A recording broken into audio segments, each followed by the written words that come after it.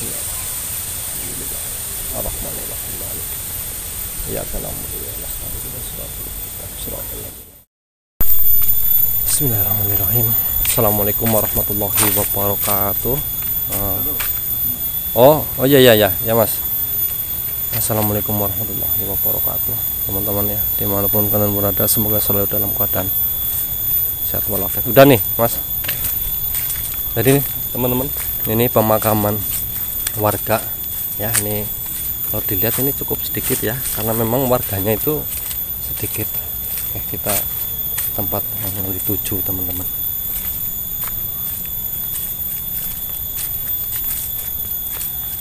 Ini ya Mas Mudin ya. Ini siapa namanya ya, Mbah Darmo ya, buyut dari Mas Mudin. Tadi di rumah udah dijelasin banyak sekali tentang mengenai Mbah Darmo teman-teman. Namun Mas Mudin menyuruh untuk menjelaskan di luar area pemakaman ya teman-teman ya. Pemakaman ini batasannya kemana aja ya Mas Mudin ya? Ini yang sebelah sana batasnya pohon pisang ya. Terus yang ini muter mungkin ini ya bambu ya. Ini sih jelas ya kotakannya. Batasannya. Oh jadi nanti saya cari tempat yang enggak teduh, namun biar bisa menjelaskan dengan baik. Ini cari lokasi mana yang ya. Mas Imam. Ini jadi Mas Mudin ini enggak bisa nemenin saya sampai selesai ini ya, ngerekam di sini ya. Bisa. Karena ada urusan ya. Ya udah nggak apa-apa. Saya ucapkan banyak terima kasih kepada Mas Mudin. Saya jadi boleh merekam nih kan, boleh merekam. Yang penting baik Mas Mudin ya. Monggo kalau misalkan lagi buru-buru ya, silakan Mas Mudin tinggalin saja, saya nggak apa-apa ya. Oh ya, terima kasih Mas Mudin ya. Nanti kapan-kapan saya mampir lagi ke rumah.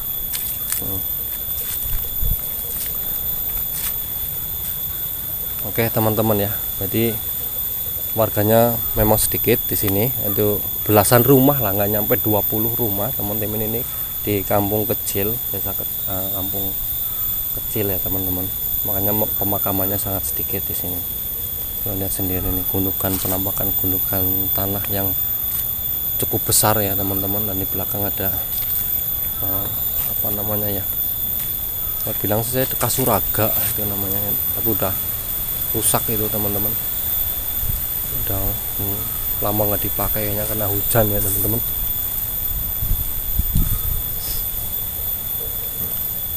Baik teman-teman, mungkin akan saya jelasin.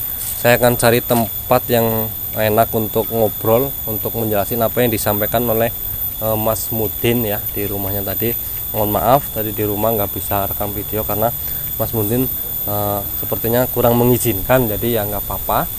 Saya juga yang penting saya sudah disambut dengan baik, dan Mas Mudin mau menceritakan mengenai Mbah Darmo ya teman-teman ya. Kita lihat dulu,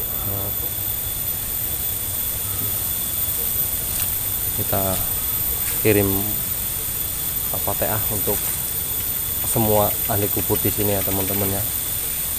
Bismillahirrahmanirrahim. Iya karena kemudian selanjutnya siratal mustaqim siratal ladzina an'amta 'alaihim ghairil maghdubi 'alaihim waladdallin.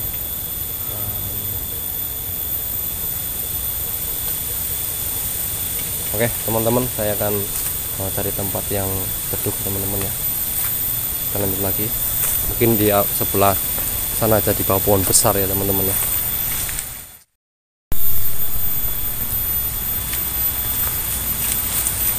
Alhamdulillah.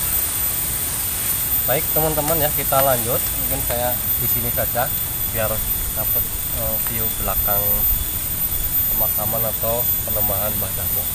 Jadi saya akan menceritakan ulang ya yang disampaikan oleh Mas Mudin soal Mbah Darmo. Jadi Mbah Darmo itu buyutnya Mas Mudin, seorang petapa yang katanya berubah menjadi gundukan tanah yang di belakang saya yang tadi sempat direkam ya awal video teman-teman ya. Jadi kata bapaknya Mas Mudin itu menceritakan bahwa dulu Mbah Darmo sebelum menjadi gundukan tanah atau berubah menjadi tanah seperti yang dilihat teman-teman, itu berpamitan untuk melakukan semedi teman-teman, atau tapa. Jadi sebelum 40 hari bilang sama, pesan kepada anaknya jangan dicari atau disuruh pulang teman-teman, dan anaknya juga dikasih tahu tempatnya di sini teman-teman ya. Sebelumnya ini warganya, rumahnya ini nggak jauh, sekitar kalau kurang lebih 200 kilo lah, 200 meter teman-teman. Jadi semenjak itu setelah 40 hari tiba, anaknya mencari karena tidak kunjung pulang teman-teman ya, hanya mencari di lokasi di belakang saya teman-teman, ternyata nggak ada. Terus dicarilah di sekitaran tempat pemakaman ini sampai malam, tak kunjung ditemukan. Dan di pagi harinya mencari lagi.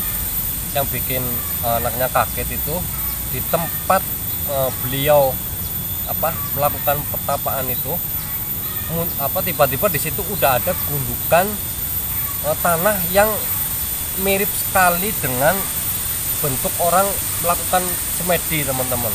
Saya ini kan dengar cerita ya, jadi Mas Mudin juga tidak menyaksikan sendiri, tidak melihat dengan mata kepala sendiri teman-teman. Itu hanya juga cerita dari bapaknya. Kalau bapaknya tadi juga bilang Mas Mudin itu menyaksikan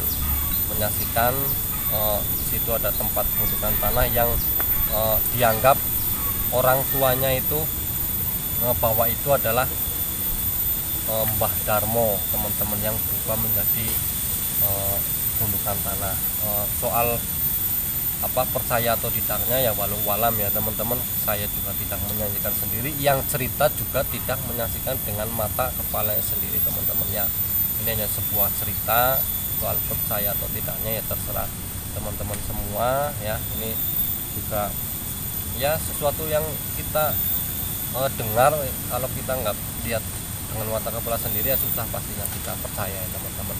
Ini hanya sebuah cerita, sebuah pelajaran yang mungkin kita bisa ambil hikmahnya ya teman-teman, dari orang-orang yang sering melakukan semedi atau tapa ya teman-teman. Itu sebenarnya kalau saya dengar dari cerita orang-orang yang mantan petapa atau yang sedang melakukan petapa atau yang baru selesai petapa, itu sebenarnya orang yang melakukan petapa itu kebanyakan itu bukan mencari kesaktian ternyata teman-teman. Maksudnya bukan karena dia mempunyai contohnya tenaga dalam atau ilmu-ilmu yang di luar nalar teman-teman ya. Ternyata seorang petapa itu untuk tujuannya mencari menunggu ilham atau intuisi itu dapat ya teman-teman. Makanya dia tidak makan 1 sampai 3 hari, bahkan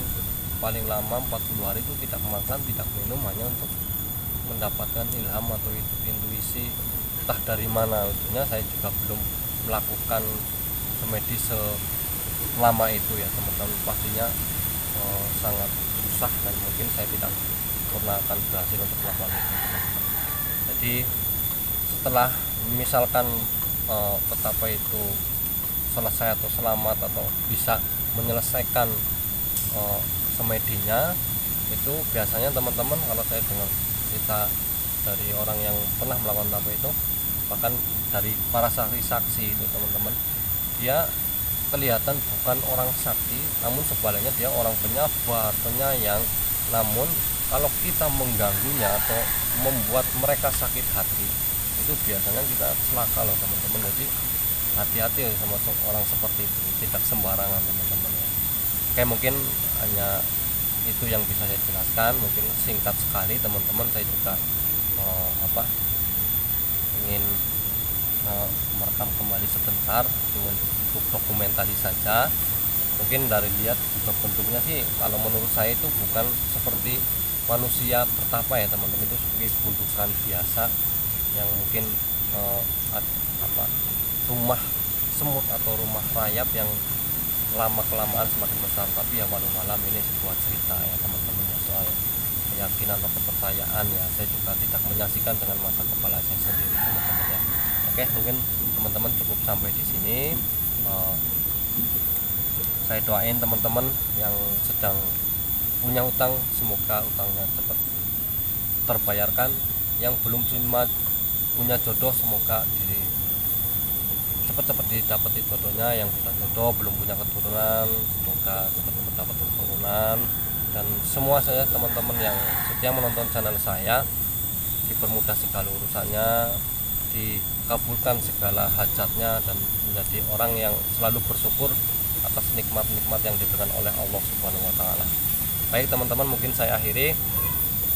Assalamualaikum warahmatullahi wabarakatuh. Nah teman-teman, kita mau rekam sebentar saja. Bismillahirrahmanirrahim. Saya mau kirim Al-Fatihah sekali lagi ya teman-teman di situ.